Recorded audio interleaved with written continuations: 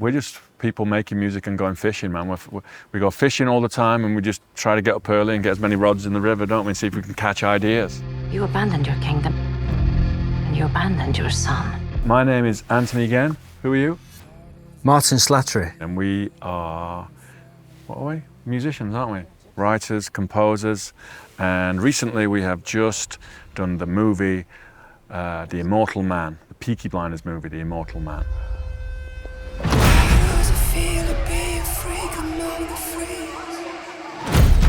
Tommy Shelby is in a different place. He's an older Tommy Shelby. He's withdrawn from the world. So I think the arc of his story lent itself musically to doing something different. You know, fundamentally it's kind of the same, you know, and there's certainly a tone that we took from our understanding of that series and put into series 4.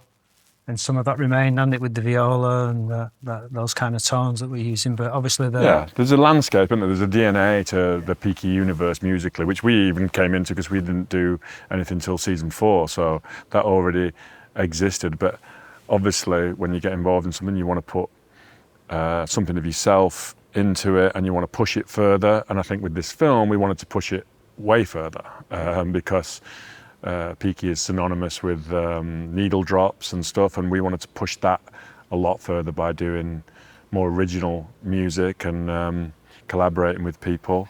You know, so that was a different thing. I guess we were a bit more ambitious musically. We wanted it to have a bigger scope. It's shot beautifully. Tom Harper, the director, who's done an amazing job. It's just a bigger, grander thing, and it looks beautiful. And yeah, and I think, you know, obviously, like Ant said, with the ambition of it, the idea of going into this, collaborating with artists, not just to pick their music off the shelf, but to really go deep in the storytelling, not just from the score, but from the song perspective. But obviously, we didn't really know what that was going to be, right? Ant comes in with this bold idea, as he does. Let's do this. Let's write some songs with it. It's going to be great. But it's like, you don't really know what that is until you get in the room and see what comes out. One thing that we are all about is the sound, isn't it? Because there's only 12 notes. He always says this. There's only 12 notes, lad. So you've got to find character. And character is everything. And the character is led by the story, always, and by the characters in the story.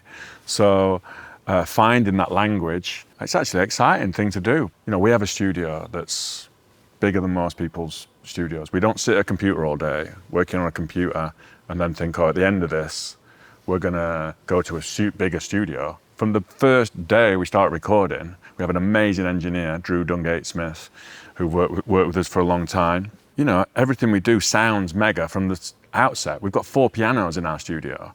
A big Steinway Model C grand piano, it's very posh. And then we have a beautiful upright, and then we have a wonky upright that's half lacquered and a bit knackered, and then we have a really wonky upright. It's all over the film. It's a magical sound because it's broken, it's fractured, it's clunky, it's dusty, it's imperfect, it's a bit out of tune sometimes, and a bit warped. Just like Small Heath. Just like Small Heath, just like the Shelbys, just like it's traumatized, isn't it? It's traumatized. So, you know, that's how we make music. We hit things, we play things on a daily basis. We play together all the time. We can be on any instruments. Martin is an unbelievable musician on many instruments. I'm a much more basic musician, but we have an incredible understanding between us, I think. You know, Grian came in, he got a real taste for it. It was Carlos was the first person from Fontaines who I knew first. We'd already done some stuff with Carlos and Tom, just messing around in our studio. Yeah. You know, other thing, we love making music, so it's not like we have to do it for anything. We're like, do you want to come in the studio and mess about? And we'd do that with various people. But when Grian came in, he just got a taste for the project, didn't he? Yeah. And a taste for the story, I think. And I think that was an interesting, different outlet for him. So when we did this song, Puppet, which is a very, very important scene in the film, the track came together really quick, didn't it? Really quick. Yeah. The actual bones of the track. In fact, I think when he was doing his first take of vocals, you were playing drums at the same time.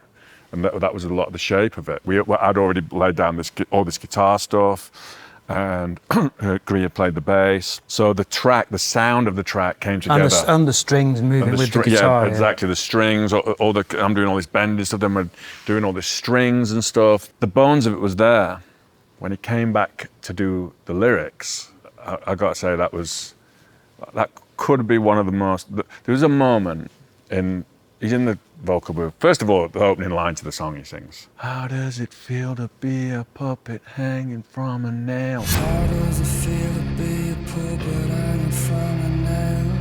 And I'm just like, hold on a minute, game on here, mate. You know, because I hadn't heard any of the lyrics. He just writes them all down and he gets in there. Also in the room when he's singing, there's a screen in the room as well that, you can look up at. So we're in the scene. And it gets to this bit where he goes, how does it feel to be a freak among the freaks? Honestly, it was like this when it did it, and we looked at each other like, what did he just say? It was awesome. It was an awesome moment. And then he followed it up, 2 lines there. How does it feel to be a savage and a beast? Just a magical thing. And I think that he's just a truly gifted poet. And Poets can reach into the veil, can't they? That's like classically about whether it's Auden or, I mean, I don't know a lot about poetry, but the whole thing is that they can tell the story that isn't obvious.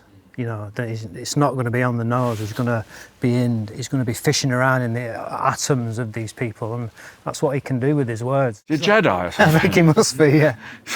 He's some kind of Yoda type, isn't he?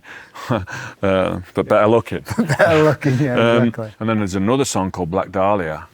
How that came about was Tom Harper, our brilliant director, called me and said, this scene ain't working, mate. We had a piece of music in the scene. It was quite a good piece, that piece, wasn't it? But it was a bit raunchy, wasn't it? It was a bit aggressive. I'd been playing like slide guitar. Yeah. I'd never played slide guitar in my life. So we had this piece of music. It was working, it was cool. I thought it was working, it was cool. Tom just called it, that ain't working, mate. That ain't working, we've got to try something else. Grian was on his way into the studio to work on another track. I got my phone out, I have all the tunes on my phone. I've got the scene up there. Get that up for me, Drew. He's playing it, I'm playing. I go straight away to this track that I really loved, that we'd already kind of had hanging about, which we'd worked on before, but never found a spot for it in the film. Got it up and I'm looking up thinking, yeah, this could be pretty good. Then he arrives, Grian. Mm-hmm. So that, we've got it going, and I said, oh, sorry, man, I'm just looking at this thing. I've got to change this scene. He goes, oh, yeah, no problem, man. Just have a look at it. Don't mind me. And he goes, what's that track? I says, oh, it's just this track. He goes, it's deadly, man. And then he gets his phone out. I didn't even realise what he was doing. I thought he was texting someone. He starts writing this thing and like looking up at the scene's playing, looking up at the scene. He's kind of hearing, kind of almost like thinking about it, and his mind whirring. Then he goes and just sits in the live room and goes, can you get that track up? I'm telling you, what was it, 8 minutes or something? Yeah, it's very From fast. him walking in the room, listening to the tune, and then he went in and he sang it. So, in all honesty, working with Grian... And Carlos. And everyone, really, right? Yeah, for sure. As composers with an idea, I don't think we could have got a better bunch of people if we'd sat and thought about it for a year. I mean, with Amy, Lancome... Yeah, the track we did with Amy and Tom is an absolute banger. That was great. We were dancing around the studio when she was on the mic, man. She was outrageous. We've been very, very lucky to have these great collaborations with people, and as I say, Grian is he's a great poet. And his presence and his voice sounds like it's 50,000 feet tall, made out of fucking granite. He's just he's a force, man. He's a force. Everybody stay calm. Because this man, ladies and gentlemen, is Tommy Shelby. Me and Cillian go back 20 years. Cillian Murphy is a very, very musical person. He's a musician himself. He happens to be a very successful actor. He's also he's a musician. So his understanding of music is coming from a fundamental, place, and he's an absolute fan, of music. And I'd say he's more than a fan. I'd say he's obsessive, as am I, and I think we've always bonded over that since we've known each other. Kill's a producer on the film, so you've got every time we're doing music, we're sending it to Tom, the director, and we're sending it to Cillian. So we have these discussions constantly about what's what. That's not quite working. That's not quite working. So it's a collaborative effort, and you've got these voices in the room. There was a scene in the script, it said, and at this moment, red right hand plays. And when we put the original version in, it just didn't work. And we talked about it and just decided it needed to be a new version, it needed to be slower, it needed to have a bit more gravitas because of that, even though the original is a masterpiece. But now Tommy's older. It's an older version for an older Tommy. It's a different sort of scene, isn't it? It's like Different a real scene. tentative moment. He's not got his cape on coming back into it, is he? He's like really... It's a more gentle moment, but it does have a lot of weight and gravitas. So, of course, Nick Cave and Warren Ellis, you know, you just go to them. I actually said to Cillian, okay, we've got to do a new version of this. You got to call Nick and show him the scene and explain to him where we're at with it. And that's what happened. So we got, we got Nick in there, and it's a killer version. And it's right for the film. Ultimately, it's all about story and all about what's right for the film. Someone asked me last night, how did you decide to put 2 Massive Attack tracks in there? We didn't decide to put 2 Massive Attack tracks in there, as in, wouldn't it be good if there was 2 Massive Attack tracks? It just was a coincidence that the 2 tracks that worked were Massive Attack. And one of those tracks, Teardrop, we had tried other things. We wrote a pretty beautiful piece, right, for that scene, but it was a bit sad, wasn't it? Yeah. But what happened with that, which was very interesting, was a year or so before, I'd been out one night and I'd met this girl with a friend of mine, my friend Emily, who's a tattoo artist. I said, oh, this is my friend Jenny, blah, blah. And then she said, oh, he's from Sheffield. She used to live in Sheffield. Oh yeah, what did you do in Sheffield? Oh, I'm a hairdresser. Yeah, you should follow me on Instagram, blah, blah. A year goes by and I start seeing her on Instagram posting things of her playing guitar and singing. And I'm like, oh, that voice is pretty serious. Got intrigued by it. And I thought, oh, I'll keep my eye on that. Another week goes by, she posts something else. And I was like, that is mega. So I just sent her a message saying, you know, what you up to? What, have you got a manager, or have you got thinking, oh, maybe she could come in the studio and do some stuff. Then it turns out she's got a band, and the band are called Girl in the Year Above. I got them in the studio, did a few things with them. I thought this band could be really good. Then we're doing Peaky, and this moment comes up, and I just had this idea. What if we did a cover version of Teardrop, super fragile, with her voice, absolutely like cut you to your soul. She's got this voice. She sang this song. I get back from the studio that night, and Kill had sent me a voice note. He likes a voice note. He sent me this voice note. He says, I've been thinking about that scene. I don't think it should be sad. I think it should just be something that's really beautiful. It shouldn't be sad, it should be beautiful. And that in itself could make the moment really powerful. So you're not trying to push sadness. And I just got back from the studio. When he sent me that thing, it was like 11 o'clock at night or something. And I'd just done it, Teardrop. And I was like, I'm gonna send you something in the morning. Went back, sent it to him, and he just called me and went, that is unbelievable. He said, honestly, I was nearly crying. He says, who's that singing? I went, it's this hairdresser. He went, what? I was like, it's this hairdresser I met, man. I'm telling you, she's got this unbelievable voice. She's an unbelievable storyteller. And I kind of always liked the idea of something old, something new, something borrowed, something blue. In fact, on Peaky Blinders season 4, I saw these buskers busking outside Bond Street Station, and we got them in the studio. Yeah. So, and it doesn't have to be, I don't care who it is. You know, we haven't got Grian and Carlos and Tom because they're in Fontaines D.C. We haven't asked Amy Taylor because she's in a cool punk band that's happening right now.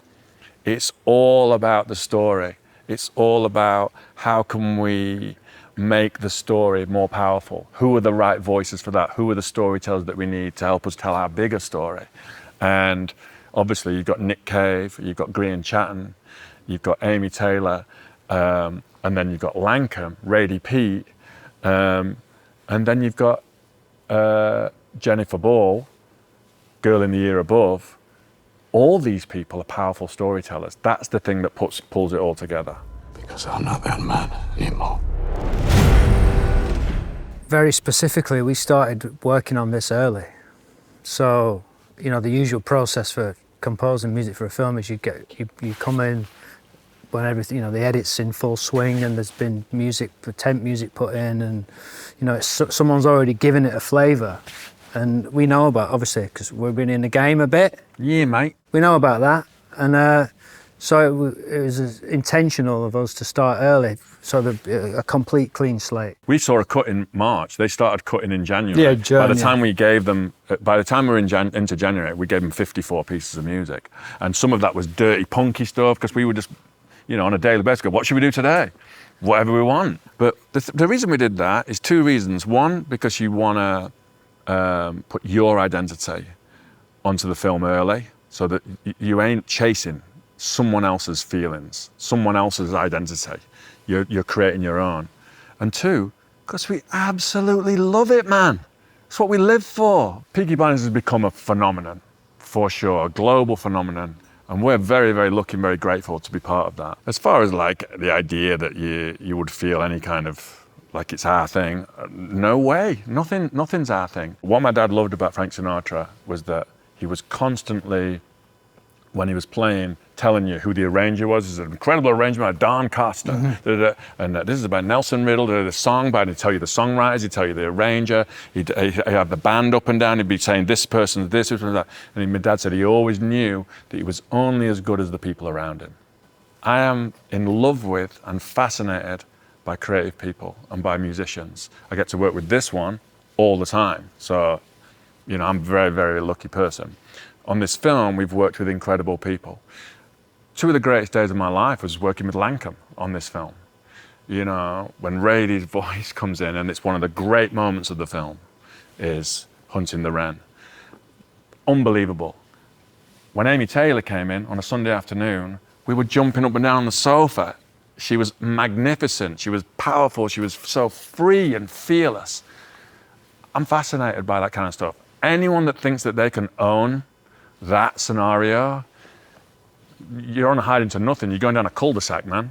And I don't want to go down a cul-de-sac. I want to go out down a long, wide road with millions of possibilities. We're lucky to have worked on Peaky Blinders because of the variety of music that we've been able to make and collaborate with all these people and write songs with Grian Chatten and write songs with Amy and, you know, re-record a track with Lankham, with going to Abbey Road with a big orchestra. Stories are bigger than people involved in it. It's about stories. The story is in charge. We're just people making music and going fishing, man.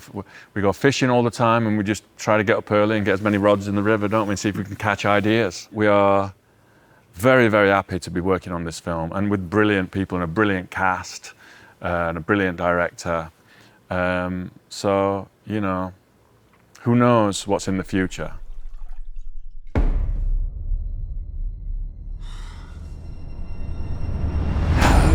Feel to be a savage and a beast.